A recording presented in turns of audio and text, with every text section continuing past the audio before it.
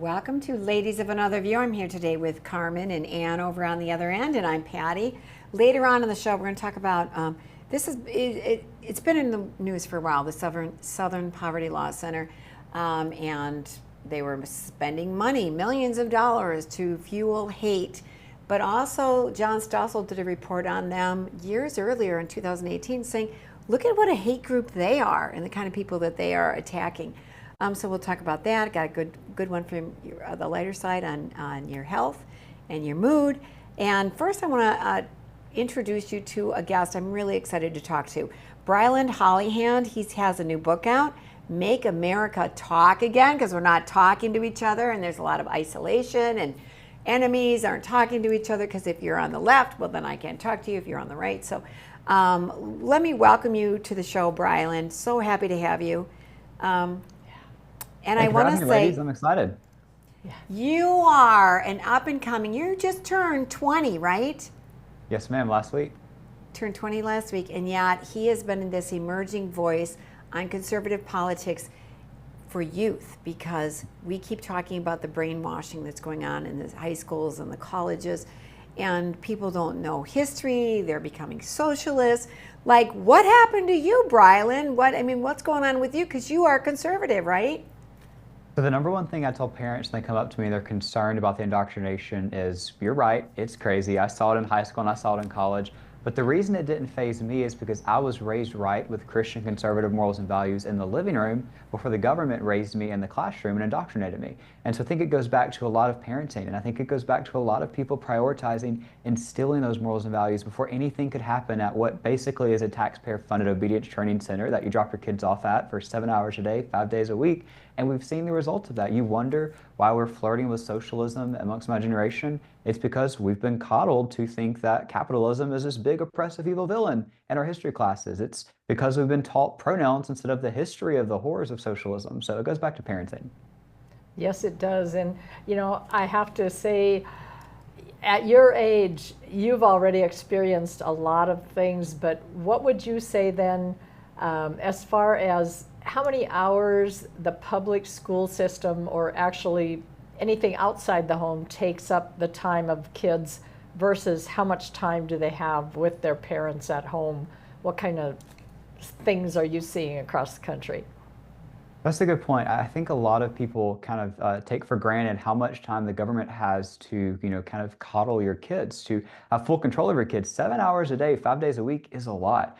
And if you're working a 9-to-5 job, a typical parent, you might see your kids for dinner every night, and you might send them off to the school bus in the morning, but that's the only time that you're spending meaningfully with them. And of course, you can't talk about politics at the dinner table because you're not comfortable, touching those issues. You might think it could be taboo or something awkward might come up, so you just don't bring it up. But of course, the professors who are really activists in teachers' clothing are more than happy to bring it up. So a lot of times, exactly what you said, the first time that we ever hear politics is from the teachers in the classroom. We never hear it from our parents, never hear it back home.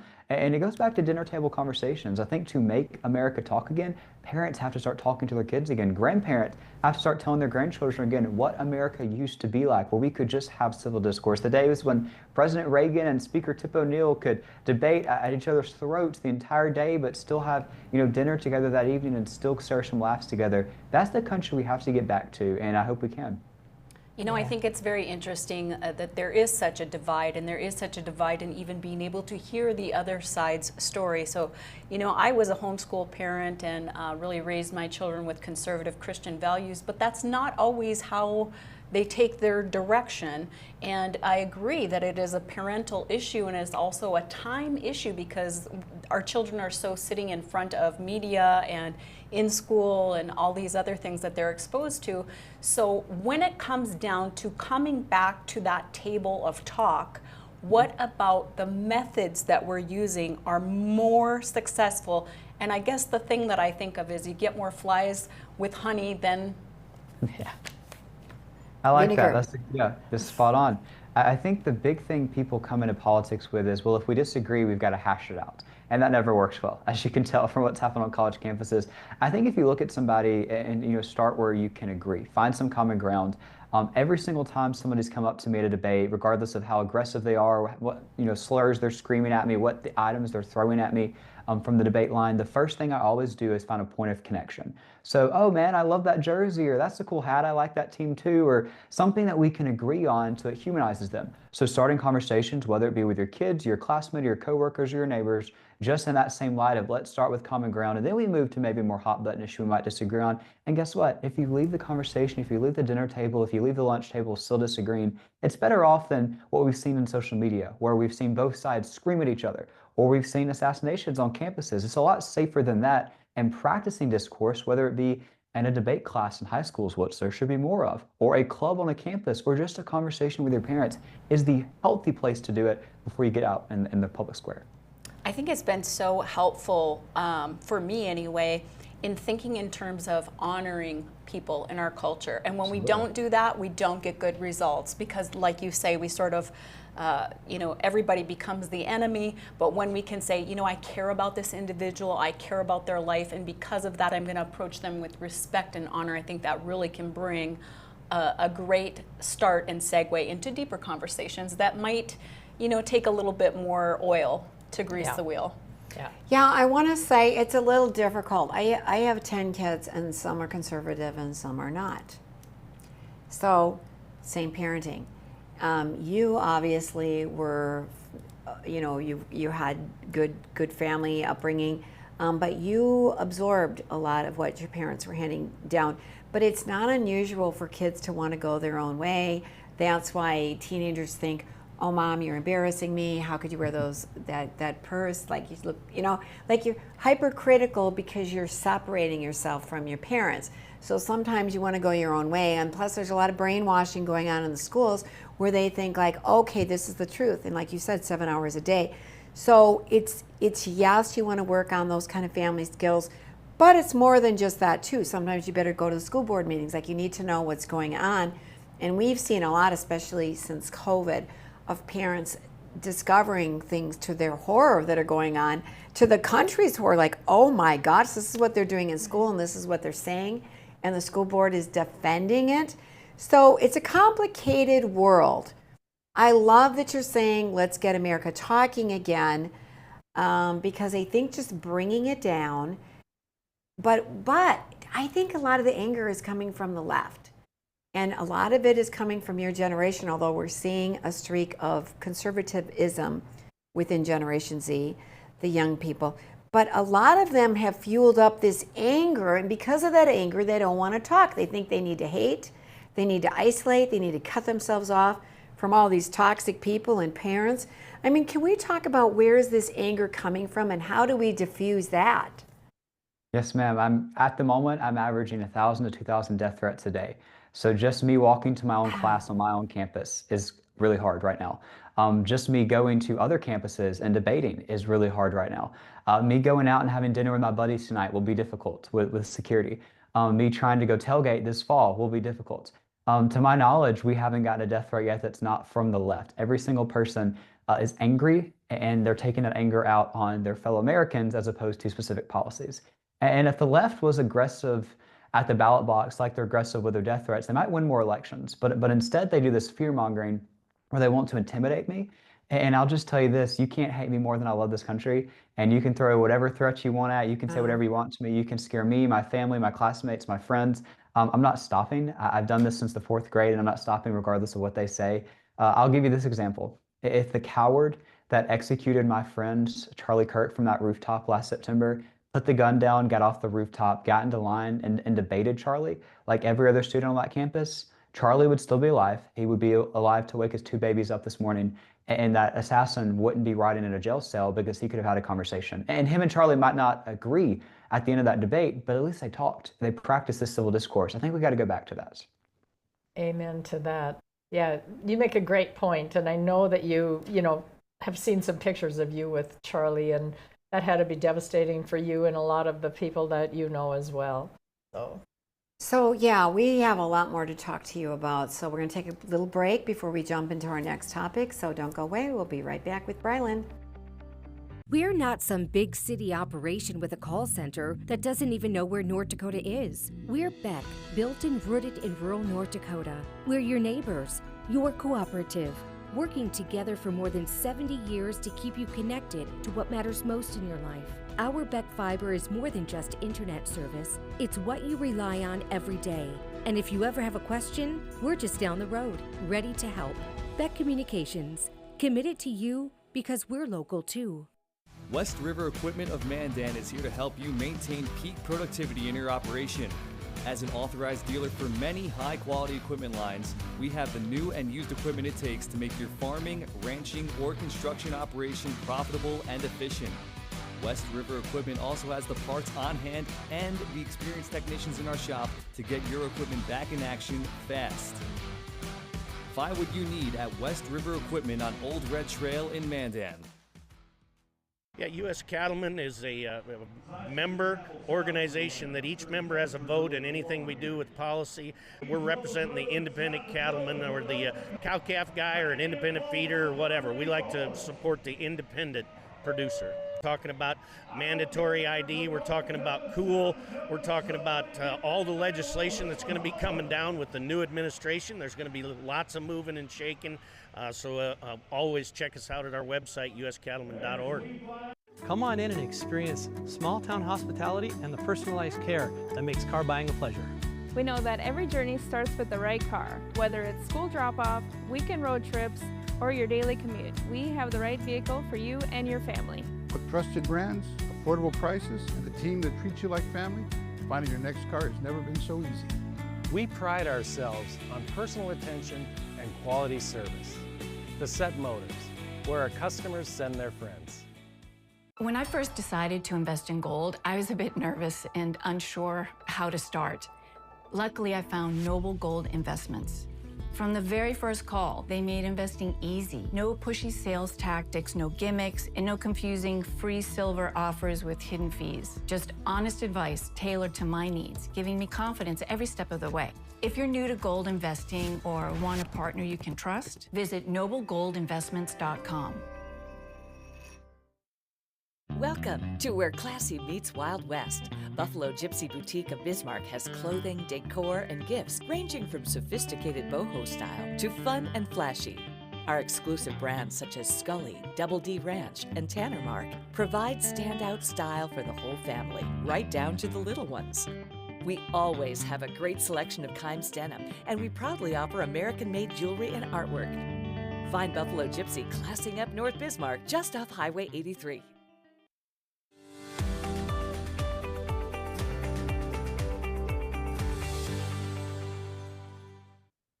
Welcome back to Ladies of Another View, and I want to welcome back our guest, Brilyn Hollyhand, who has the new book out, Make America Talk Again, and he is a Generation Z, just turned 20, conservative voice. He started having a podcast when he was only in 4th grade, and you've been on a lot of different news segments from CNN to Fox, and it's disturbing to me that you're getting a lot of death threats because we used to be a more civil country.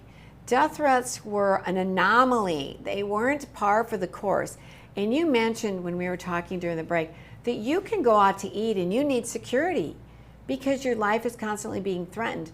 But these liberal speakers and leaders, they're not getting the death. They don't need all the security.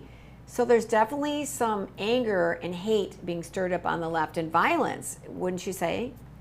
Certainly, and it's sad, and it definitely makes this hard to wake up and do, knowing what's going to come. I'll tell you this. Last week I was in New York, and I did a debate with a fellow Democrats, somebody in my generation that was on the left, and we had a great debate on TV. Didn't find any common ground, but talked civilly and disagreed on just about every point.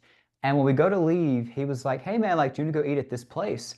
And I was like, well, has security vetted it, and do we have like a private room that we can get in or out in New York without people on the street having a shot at me? And he was like, what do you mean? I never think about that. I don't have security. And I look at my team we can't just up and randomly go have dinner somewhere in New York without a whole operation in advance to it, just because of how many people were even outside of that building that we were doing the debate inside. And so getting out, going down the street in New York City, wow, getting in a restaurant, in his mind was just simple and easy. And on our end, we can't do that. And what, 2 months ago, I was just finishing my freshman year of college. It's a night where I go out after studying, it's exam week, and I'm trying to just have a farewell dinner with a bunch of my college buddies. And it's, a group of us, we have a great dinner at the dining hall, and we're about to head back and do some, late night studying, cramming. And I don't have anybody with me this night. It's just me and my buddies. And I think, we're good. I'm on my campus. I'm at a dining hall. Like, who's going to come bother me in my own dining hall? And I'm walking out. It's probably, I don't know, 9 o'clock at night. I'm heading to the library to get some studying in. And all of a sudden, here this guy comes jumping out of the bushes at us. And he doesn't do anything violent, thankfully. He just screams and wants to make his voice known that he can't stand me. And he follows me the entire way to the library. Again, just this aggressiveness, shining lights in our face, and screaming at me and my buddies of how dare you be friends with this guy. His goal was intimidation. His goal was to be like, you're not welcome here. You're not welcome to eat at this dining hall. You're not welcome to have friends. And I'm going to try to make your life miserable just because we have a different of opinion. He didn't once ask me a question. He didn't once ask me to, debate him on a topic. It was just, I'm going to shine this light in your face. I'm going to scream at you from the bushes, and I'm going to follow you until you're scared enough that you leave. And it didn't work, and I'm still here, and he didn't get his way. When you mention a good point there, because it seems like to me, part of the divide is our kids have had it so instilled in them, and plenty of their parents as well, that it's all about how you feel. It's got nothing to do with facts. It's got nothing to do with common sense. It's got nothing to do with any of that. If it doesn't feel good to you, then it's wrong. And there is no right or wrong, right? No true right or wrong. So I'm wondering, are there tactics that we could use that would, when they start personally attacking, like you just described, or intimidation things, it's like they've been taught that somewhere. How do we address that to maybe tone that down and say, can we please just have a conversation? We don't have to agree, but can we talk? Do you ever go there? Is there ever, I don't know, how do we breach that huge divide? Well, in 10 debates across the country on 10 different campuses, I had some of the most violent, personal, extreme things screamed at me. And not once, did I raise my voice or say something personal back to them. And when you're debating, people with blue hair and nose rings and they're throwing things, there's a lot of material there, and you just had to hold your tongue because I wanted to debate the policies. And I maintained that the whole time. What I typically say to them is, hey man, like, you waited in line to make fun of my face or what I was wearing or what team I support or something like randomly personal that has nothing to do with this debate. And it kind of, makes them reflect on, every other person in this line had a hot button issue that they were waiting for. And you came up here just to say, your face was stupid. And I'm like, okay, man, cool. I think there's 2 points. To the people that are receiving the personal attacks in your audience, regardless of what side of the aisle they're on, you can't let it phase you, and it depends on where your identity is. If your identity is in Christ, it's not going to phase you, because at the end of the day, you know where you are and where you're going. It doesn't necessarily, affect you. But if you have your identity in the world or in social media or in these people's opinions, it's always going to bring you down every time you get a hate comment or a hate person in physical person. Now, to the people that are saying it, they have to understand that if they ever want to have any conversation, that's getting nowhere. So you say, the truth being a problem. Well, if it's always in society today, it's your truth, it's whatever truth you want, live how you want, live freely, liberating, that brings away from the actual truth, which is what we're trying to debate. Yeah, and I just have to add, my mom always said, we'd be upset because some kid picked on us when we were kids, and she'd say, you know what? You just need to thank God that when they're picking on you, they're leaving some other poor soul alone. Good point. I like and that's how I was raised, so. Yeah. Well, it is very interesting, though, and again, I would say that in a very large way, people like yourself are really working for the opposition that is against you, and it may not be in a way that's judicial or easy to see, but you're doing it through strength, through peace, or holding your peace, and being committed to the process of educating people and bringing that civility back into society. That's really a wonderful way that you can advocate not only for your point and perspective, which is paramount, but you're also in a way really defending those that are in opposition, because it's almost like they've taken up this victim mentality and they're in this undying cycle that is really hard to get out of for a lot of people. Yeah, absolutely. I mean, I think that Charlie would still be alive today if he sat from the comfort of a podcast studio and just talked about all the problems in the world in a conservative echo chamber. He would have probably the #1 podcast in the world. Everybody would be watching him. His numbers would be through the roof. But would he actually be doing anything, to your point, to help bring the other side over, to change the hearts and minds of people? Probably not. And I think too many conservatives get in this echo chamber mindset of I'm going to have the biggest podcast and I'm going to put the most fiery tweets out and I'm going to, talk to my side, and that's great. But who's going to the other side? And who's going to share truth with them? And who's going to bring them over? Charlie knew the risk of going to campuses. He knew the risk of debating on campuses, and he chose to anyways. And so, I think the week after his funeral, when we were presented with the option of debating on campuses, I chose 10 campuses, and my team smacked down in front of me a binder thick, and I'm looking at it, I'm like, oh, is this the homework that I missed? And they said, no, this is the threats that you've gotten in whatever it was, the last 12 hours, 24 hours. And we just want to make you aware, before you agree to these debates, this is what you're walking into. These are the threats that are physical that we're investigating. And you're faced with that choice of, okay, I could hang this up. I could go sit and film selfie videos from my bedroom, and I could sit and film podcast interviews for the rest of my life. Or am I going to go out there knowing the risk and still try to help the other side to understand the truth? That's where it gets hard, but it's more important. Well, I commend you and those like you for the mission lifestyle that you're living, because that's what it is. Brilyn, first of all, we have a wonderful audience. Let's all keep Brilyn in our prayers. We want to pray for your protection and for your effectiveness and for the Holy Spirit really to give you those words, but then to open up the hearts and minds. And what you are doing, which is what Charlie did, was to love others. And there were times where people said, they accused him of being hateful, and he goes, I don't hate you, I love you. You wouldn't be putting yourself in this position because you hate them, and being calm and speaking, helping them to understand through conversation, the truths, because they're not happy. Anger, unforgiveness, victimhood, and all the mental illness that stirs, and they're never satisfied. They're just angry, like how dare anybody say they're really not at peace. If they were, like you are at peace with your faith and what your beliefs are, so you're not afraid to debate people. But the people that get angry know they don't have the answers. They just close ranks, and they're angry, and they're lashing out. And clearly what you're doing is loving people. Do you feel that when you're going and talking? Because what keeps you going? I mean, you're not getting any personal kudos for it when people are hating you. Certainly no personal kudos and not a lot of sleep. I think I've been home 12 nights in 2026, and I think I'm averaging an hour or two of sleep a night. So it's been a fun few months, but certainly a busy few months, and I don't recommend that. It's not very healthy. But we'll get back better soon. I'll tell you this story. When that scenario happened that I laid out, when they slammed the binder in front of me, I would love to tell you that I immediately was like, oh, I don't care. I'm strong and brave and macho man, and I'm going to go out there. That's not what happens. I'm a human being who has feelings and fears too. And I stepped out of the room, and I remember pacing up and down the hallway, and I was like, okay, this is it. Like, I can hang my hat up. I can quit politics. Somebody else will fight the fight. This can be on my parents' and grandparents' generation. Somebody else will come up and debate. It doesn't have to be me. I can go back to the sandbox, play with my buddies, have a lot better sleep schedule, get my homework done on time. I don't have to do this if it's going to be this scary. And then all of a sudden, the story of Isaiah pops in my head. Thankfully, some VBS years ago, somebody taught this to me, and it was kind of hidden in my heart for this moment, I guess, to come out. And if your audience doesn't know the story of Isaiah, he came into a temple, was saying a prayer, and all of a sudden, the voice of the Lord, the rush of angels comes in Isaiah 6:1, and all of a sudden, the Lord asked the question, whom shall I send? Now, if I was Isaiah, who was not an old wise Pharisee with like a long robe and a white beard and a lot of experience, I would have immediately looked around and been like, God, sorry, you're not talking to me. There must be some really old, wise guy behind me, and I just got in the way here.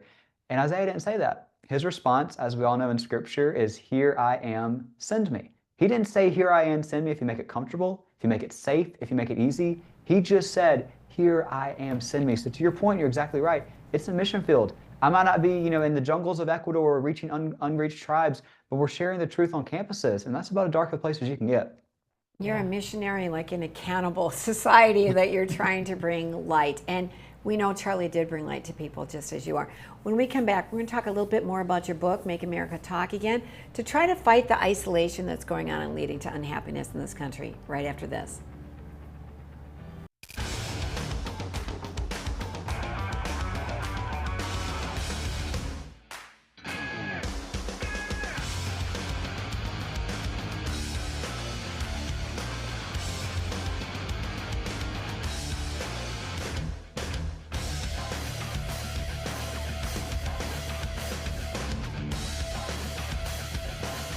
Stop out to our facility, Highway 22 South.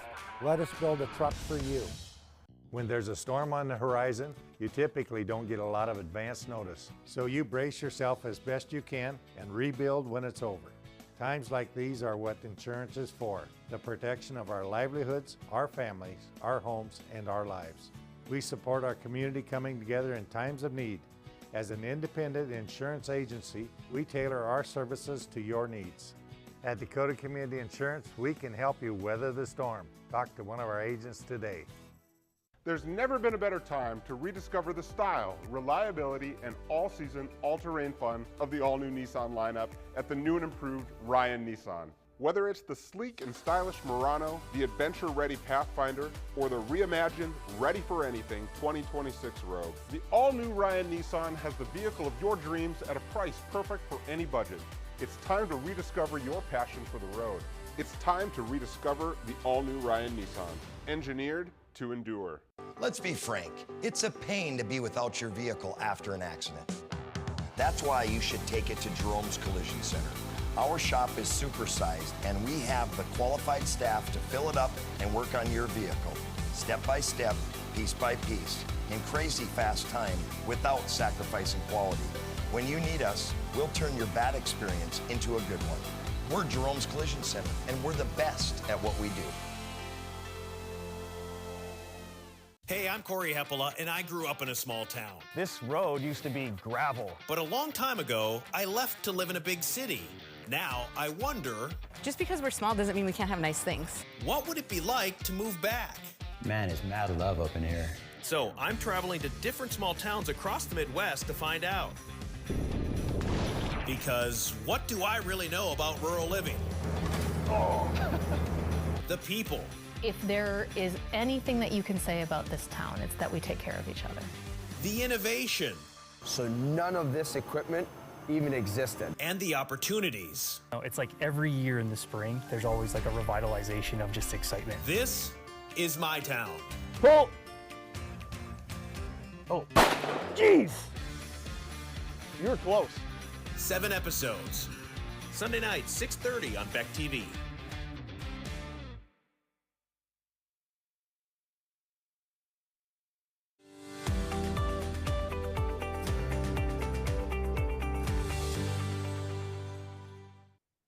Welcome back to Ladies of Another View, and welcome back to Brilyn Hollyhand, who is an amazing dynamo. He's really following where Charlie Kirk began.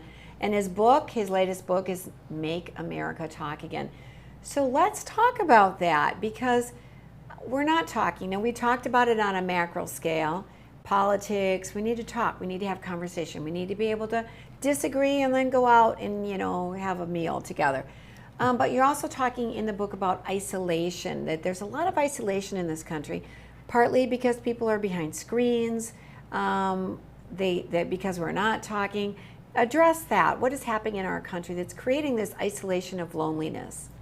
Well, think about it. We've never had more ways to connect. We should be the most connected generation ever, right? We have this 6-inch screen that has more, knowledge in it than a spaceship that is glued to our hands at all times.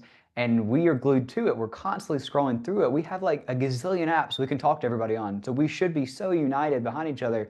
But instead it's divided us, because through clicks and engagement on timelines and movie sales and news media ratings, they all go back to divisiveness. Who can scream at each other the loudest is what sells the TV segment and what sells the movie clip and what sells the social media post, not people just breaking bread together and talking past differences.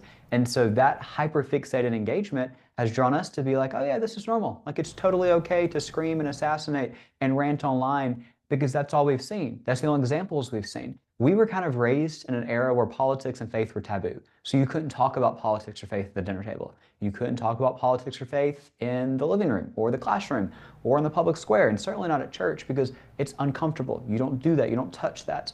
And what came as a result were people that, weren't Christian, weren't conservative, started talking louder than those that were. You know what? You just hit on something that is so true. That Hollywood has run a lot of the social aspect of our country for many, many, many years. And what kind of movies are the biggest hits, especially with our kids?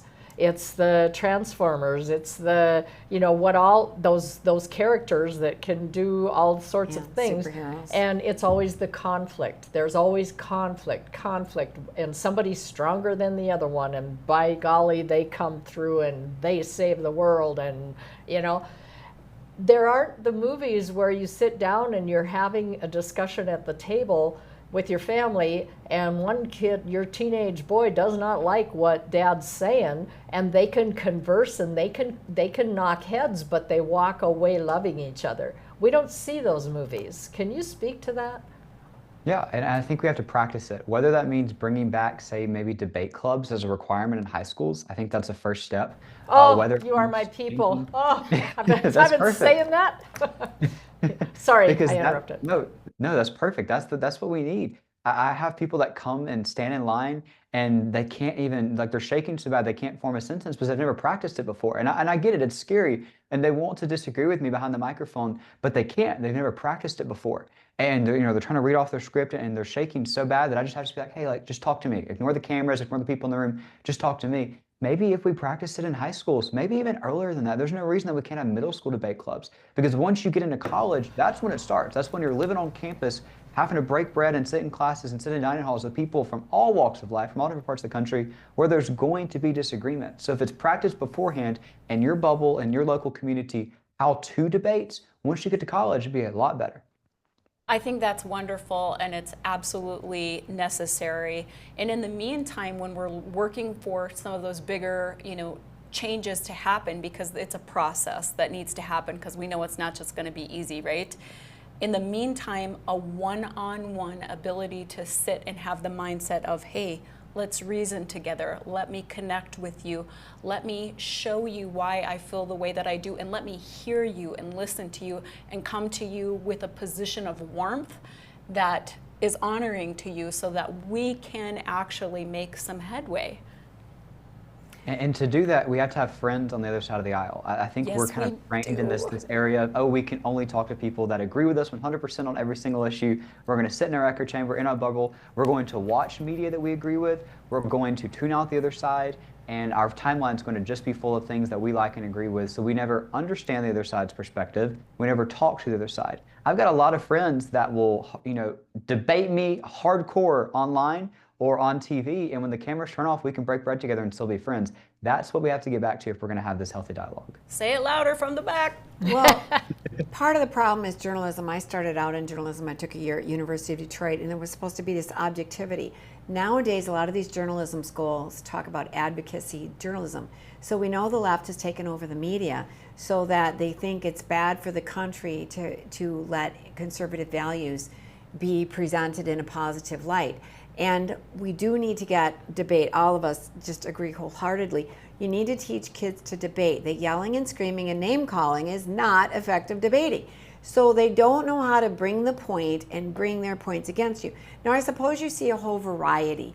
You share with us some of what you experience on college campuses. There must be some people that are fairly articulate, even though you don't agree with them. Do you see that? You get a mix. You get some people that have practiced in the mirror a bunch of times how to scream at you or name call you or what would be the best zinger to get you. And sometimes it's funny. And then you have people that may be nervous and maybe have never experienced before. You have some people that have done their due diligence. They've got their research. They think they've got you. And then they get in line, and typically it all falls apart because a lot of it, again, as we spoke about earlier, is built upon emotions. It's personal attacks, and when they see that it doesn't really faze me what names they're calling me, I can pick apart their policies pretty easily, and that part kind of crumbles. I'll tell you a specific story. I was at the University of Arkansas, and this girl came through the meet and greet line after the debate, and she's whispering, and I'm like, is this girl on witness protection? Like, why are we whispering? What's going on? And she was like, I can't let people know I'm here. My sorority, my SGA, my friends will all blackmail me and ban me if I was at a Christian conservative event. Wow. And I'm like, you're in Arkansas, SEC campus in a bright red state. What are you talking about? And she's like, it's real. Like, they threatened me from coming. Mm-hmm. But she still came. She put a hoodie on. I whispered her name, and she was there. The next week, I'm at Ole Miss. Again, bright red campus in a bright red state. And a student comes through the line, and he says that he's got a harder, workload this year. I'm like, well, what's going on? Like, what's more difficult? And he said he writes 2 versions of all of his paper. One he believes in, and the second time he writes it, he edits through it to make himself sound liberal so he gets a better grade. So he's self-censoring himself to get a better grade. He found a cheat. So true.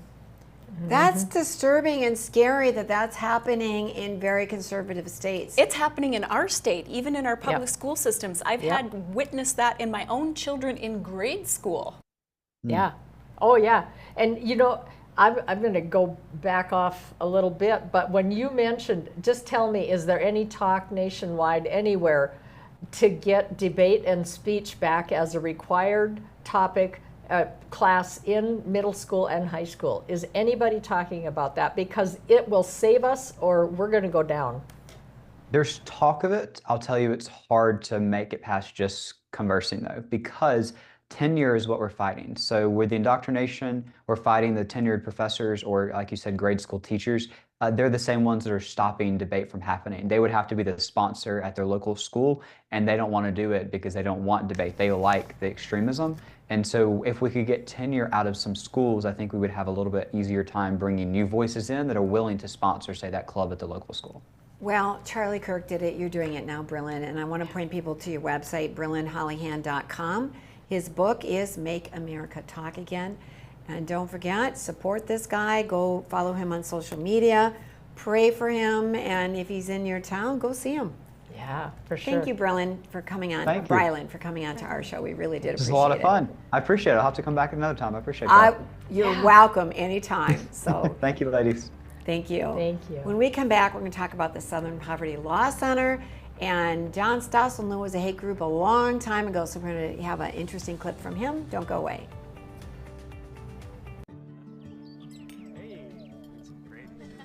You know the rule. No phones at the dinner table. I know, I'm sorry. It's just Noble Gold Investments.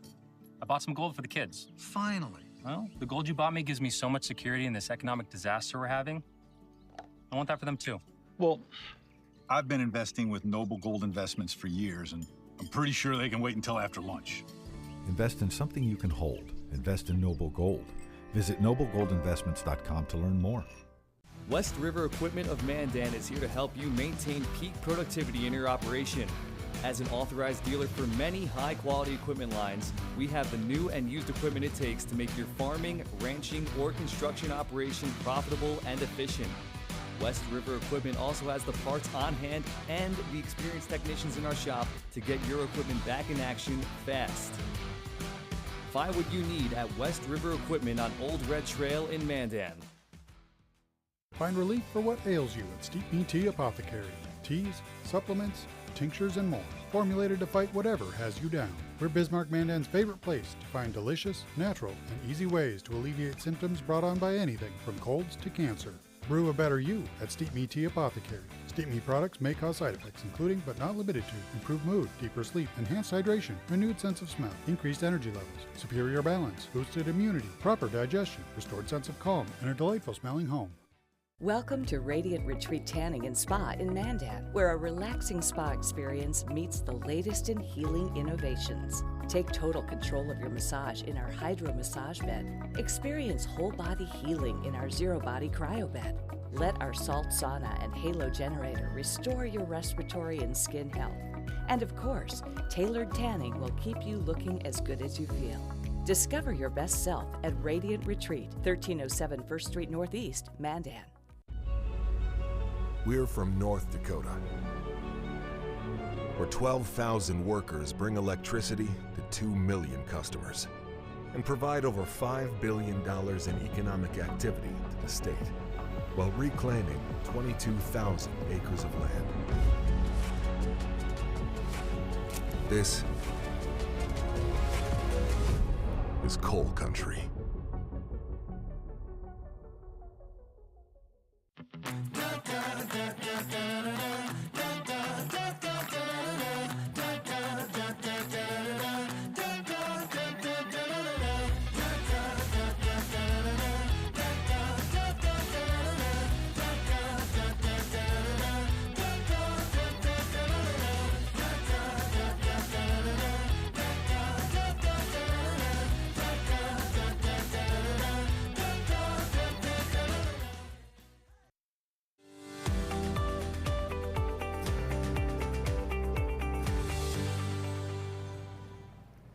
Welcome back to Ladies of Another View, and I want to talk about the Southern Poverty Law Center.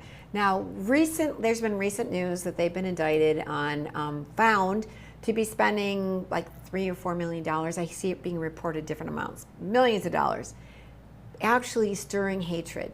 And so we're going to take a look at John Stossel. I love him. We've had him on the show before. He talks about what a hateful group they were, and he talked about this in 2018.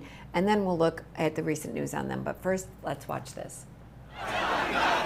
There are dangerous hate groups in America. Who will warn us about them? The media have an answer. The Southern Poverty Law Center. The Southern Poverty Law Center. The Southern Poverty Law Center, based in that building in Alabama, calls itself the premier group monitoring hate groups. Looking at their map of such groups, you'd think America was consumed by hate. I once believed in the center's mission. Well-meaning people still do. Apple just gave them $1 million. But what donors don't know is that today the center smears people who don't deserve to be smeared. The presence of radical Islam. This woman grew up in Somalia, suffered female genital mutilation, so now she speaks out against radical Islam. For that, the center put her on its list. Multiculturalism failed these communities. This man was once an Islamic extremist, but then he decided radical Islam was wrong, and now he criticizes the radicals. The center labels him an anti-Muslim extremist, too. Join the fight against hate and bigotry. Visit splcenter.org. I do think that we have a problem with hate in this country. We put about 10 of these major hate groups out of business. The center's leaders, Richard Cohen and Morris Dees, would not talk to me. So commentator Nomiki Kant stepped up to defend them. They have a long history of fighting against extremists like the KKK. Years ago, Harper's Magazine reported that the center's the wealthiest civil rights group in America, one that spent most of its time and money on a fundraising campaign. Now, Morris Dees did once promise to stop fundraising once his endowment hit $55 million. But when he reached $55 million, he changed that to $100 million, saying that would allow them to cease costly fundraising. But when they reached $100 million, they didn't stop. Today, they have an endowment that now is over $320 million, much of which is in offshore accounts, Caymans and places like that. How do you know? Oh, we look at their 990s. And it says Cayman Islands? Yeah. They pay some of their people more than $400,000 a year. Well, it's 2017. It costs a lot of money to exist in this world. The Southern Poverty Law Center now lists people like Ben Carson, Laura Ingraham, and Jeannie Pirro as extremists. But it doesn't list Antifa, the hate group that beats up people on the right. The center's become a hate group itself. It's now a left-wing, money-grabbing slander machine. Yeah. I remember some of the other people who were on their hit list. For example, the SPLC labeled Christian Broadcasting Network as a terrorist. And what about when they labeled parents as terrorists? Mm-hmm. Yeah. It's evil. And, thank God that Doge came around and started checking into where's the money going, because a lot of this would never have gotten exposed. And I've said it here before and I'll say it again, there have been a lot of people in this country, I can't speak for the whole country, but I know in my circles, that have been praying since the Obama days, can we please just get the truth out so that people know what's going on, so that they can make informed decisions, because everything was so buried. And to see this come out about this group, they are a hate group. So let's look and see what actually did come out, because the problem is because the far left is controlling so much of the media that they're not reporting on this. And so people don't even know how bad this group is. So let's see what happened. Good afternoon. Today, a few minutes ago, in the Middle District of Alabama, a grand jury returned an 11-count indictment charging the Southern Poverty Law Center with 6 counts of wire fraud, 4 counts of bank fraud, and 1 count of conspiracy to commit money laundering. According to the charges in the indictment, the SPLC is a nonprofit entity that purports to fight white supremacy and racial hatred by reporting on extremist groups and conducting research to inform law enforcement groups with the goal of dismantling these groups. As the indictment describes, the SPLC was not dismantling these groups. It was instead manufacturing the extremism it purports to oppose by paying sources to stoke racial hatred. The indictment describes this conduct in detail, but one troubling example is that the SPLC was paying a member of the leadership group that planned the Unite the Right protest in Charlottesville, Virginia in 2017 that resulted in the death of one person and injured dozens more. This particular person being paid by the SPLC allegedly received approximately $270,000 over the course of 8 years. In total, according to the indictment, between 2014 and 2023, SPLC paid at least $3 million to 8 individuals at least. These individuals were affiliated with the Ku Klux Klan, United Klans of America, National Socialist Movement, Aryan Nations Affiliated Sadistic Souls Motorcycle Club, the Nationalist Socialist Party of America, Nazis, and the American Front. And that was Todd Blanche, the acting attorney general since April. And how could the Southern Poverty Law Center even be in business? They should be indicted. They're horrible, horrible. There were deaths that resulted in that Charlottesville. And the left continually misrepresented what Trump said when he acted like, oh, they were defending them, and he wasn't. They took his comments out of context. He was totally against what they did. He had nothing to do with it. But you see how sick it is. They were actually paying to create this kind of, hate group in their protest, and then they used it against Trump when they're the ones that were behind it all along. Back to TDS, but how in the world can these people? They don't track. It's so hard when you see so much of the, please connect the dots, please look at this, and where does this lead, and where does this lead, and where does this lead? Instead of that, we go back into the personal attacks. We go back into those things that are deflection mode, so that no reality needs to be faced. And I think that's part of what we just talked about. Everything is a virtual world now, and it needs to be okay for me so I feel good. And the rest of it, you don't want to look at that. It's too uncomfortable, but we have to. As a nation, we have to. I agree with you 100%, Carmen. I mean, you can see the tactics that they're using. It's incredible, but it's not anything that's new. And agreed, we need to go back to let's reason together. How about some critical thinking skills? I mean, we might want to just go back to some of those basic things in education and in our society in general. Oh, it's like please. we can't rub two brain cells together to get a cohesive thought. Mm-hmm. And stop some of the brainwashing. And that's just it. That's why I say it's spiritual warfare. Because with Brilyn, people get angry and there's death threats.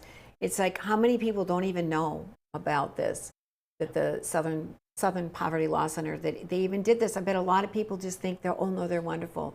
Yeah. They're trying to stamp out hate. No, they're full of hate. The KKK. They're stirring hate, and they're getting Nation. Pretty rich doing it. Like $350 million. Now that was like 7-8 years ago. So who knows how much money they have now? Yeah. So okay, guess what? It's time for the lighter side. Yay. So we're gonna lighten things up right after these messages. Me and my son were making a switch to natural deodorants, moving away from the aluminum products, the unhealthy ingredients, flip the bottle over, can't pronounce anything on there. And so we started trying different products that were in the marketplace. And each one of them was really disappointing. We spent a really long time working with our chemist, as you mentioned, to come up with a product that hits all the things that men are looking for when you're using a natural deodorant. Longevity, smells great, healthy for you, doesn't have any aluminum, whether it be the man making the purchase or the women making the purchase, because they know that this fits the family branding of who they are as people. You can go to masculinemanessentials.com. use code LADIES10 for 10% off. And we really appreciate your support. West River Equipment of Mandan is here to help you maintain peak productivity in your operation. As an authorized dealer for many high-quality equipment lines, we have the new and used equipment it takes to make your farming, ranching, or construction operation profitable and efficient. West River Equipment also has the parts on hand and the experienced technicians in our shop to get your equipment back in action fast. Find what you need at West River Equipment on Old Red Trail in Mandan. There's never been a better time to rediscover the style, reliability, and all-season, all-terrain fun of the all-new Nissan lineup at the new and improved Ryan Nissan. Whether it's the sleek and stylish Murano, the adventure-ready Pathfinder, or the reimagined, ready-for-anything 2026 Rogue, the all-new Ryan Nissan has the vehicle of your dreams at a price perfect for any budget. It's time to rediscover your passion for the road. It's time to rediscover the all-new Ryan Nissan, engineered to endure. Welcome to where classy meets Wild West. Buffalo Gypsy Boutique of Bismarck has clothing, decor, and gifts ranging from sophisticated boho style to fun and flashy. Our exclusive brands such as Scully, Double D Ranch, and Tanner Mark provide standout style for the whole family, right down to the little ones.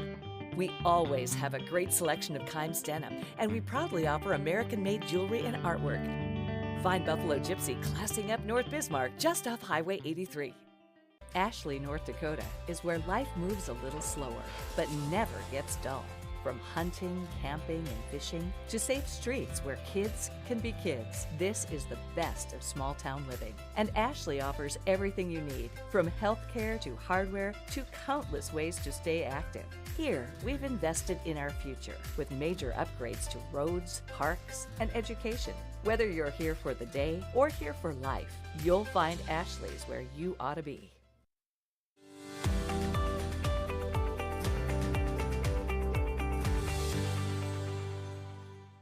Welcome back to Ladies of Another View, time for the lighter side. We always have to make time for that and on a high note. And lately I've been tapping into Neil K. Shaw, and he's a researcher with Johns Hopkins. And he also has he's a co-founder and chief executive officer of Care Yaya Health Technologies. And it really is about keeping people young, especially when people are older, looking for that research, looking for the kind of health that they can tap into to live a better life.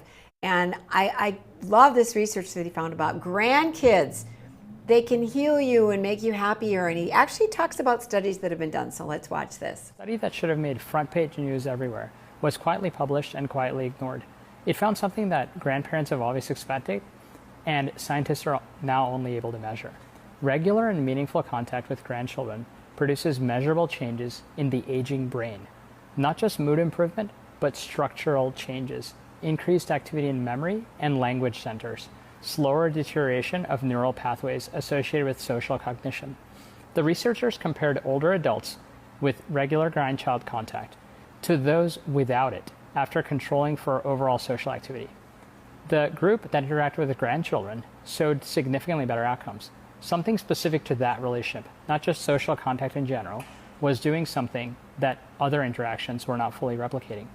The leading theory is that the grandchild relationship activates a unique combination of factors simultaneously. Unconditional positive regard, a sense of being needed and witnessed, physical affection, laughter, storytelling, play. No single therapy delivers all of those at once, and a grandchild does it naturally. So the most powerful brain health intervention available to millions of older adults may not even be in a clinic. It's sitting at a kitchen table waiting to hear the story. Follow along for more research that changes how we think about aging, and share this with a family out there that needs a reason to visit more. Love on some kids, even if you don't have grandkids. Yeah. Well, that's the thing.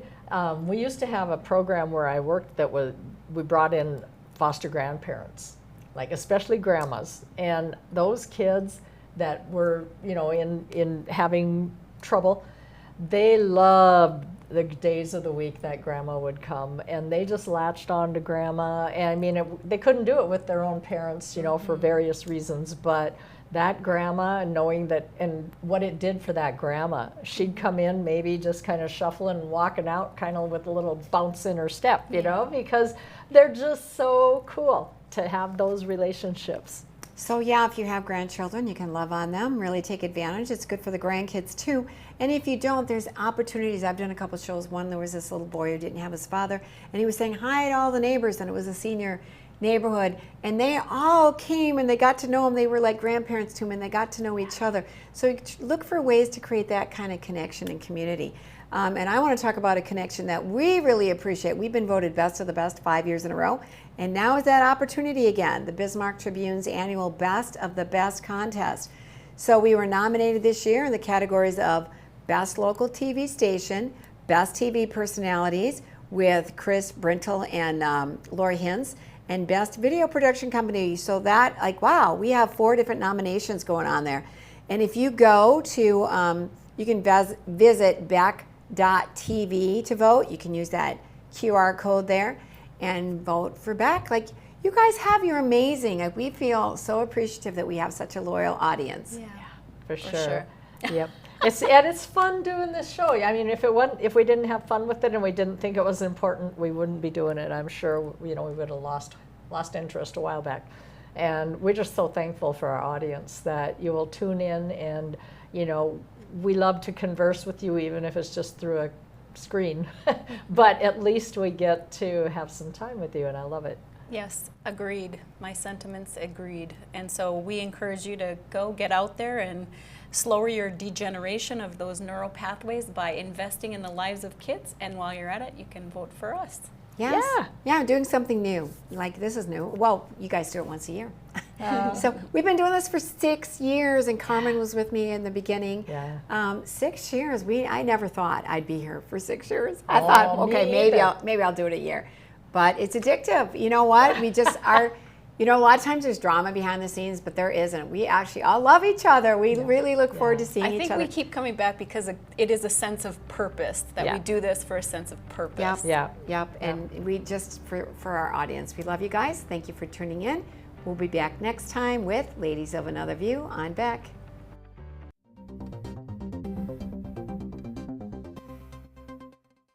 Ashley, North Dakota is where life moves a little slower, but never gets dull. From hunting, camping, and fishing to safe streets where kids can be kids, this is the best of small town living. And Ashley offers everything you need, from healthcare to hardware to countless ways to stay active. Here, we've invested in our future with major upgrades to roads, parks, and education. Whether you're here for the day or here for life, you'll find Ashley's where you ought to be. We are the St. Mary Sisters. We are building a new facility here in Bismarck, North Dakota, for the sake of training young women to be courageous teachers in this state. The sisters will educate the younger generation to be fully alive through truth and discipline. The sisters' life of devotion and joy will make a positive difference in your community. Check out what we're up to, see what's going on, and join our mission to make a difference in the lives of the children of North Dakota. I'm Gary Ameneth, host of Open Range. We've been at this for the past couple years. Representative Matt Heilman of Bismarck and former legislator Brandon Pritchard are going to do some regular segments on Open Range. While we cover a lot of politics, we're still going to be continue doing mostly all things North Dakota. One exception, Friday evening, I'll be doing a new show on Open Range called On the Horn. This show will be long interviews of 3 to 5 hours with the people I'm interviewing. They'll be airing week after week on that Friday evening. So thank you for being a part of the Beck TV and Open Range family. Come on in and experience small town hospitality and the personalized care that makes car buying a pleasure. We know that every journey starts with the right car. Whether it's school drop-off, weekend road trips, or your daily commute, we have the right vehicle for you and your family. With trusted brands, affordable prices, and the team that treats you like family, finding your next car has never been so easy. We pride ourselves on personal attention and quality service. The Set Motors, where our customers send their friends. Hey y'all, it's Trent on the loose. I want to tell you, Lady Blue and I, we got a lot of miles together, but you know what? You and I got a lot of miles together as well. And all I want to do is bring to you the information on how we maintain a domestic supply of food and fuel for future generations. So I'm going to continue to travel the world and unearth the stories that make it possible that we can live in a free United States of America. I'm Corey Heppola, and a long time ago I left my small town for a big city. Now I wonder, what would it be like to move rural? Just because we're small doesn't mean we can't have nice things. This is my town. Man, it's mad love up in here. Sunday night, 6:30 on Beck TV.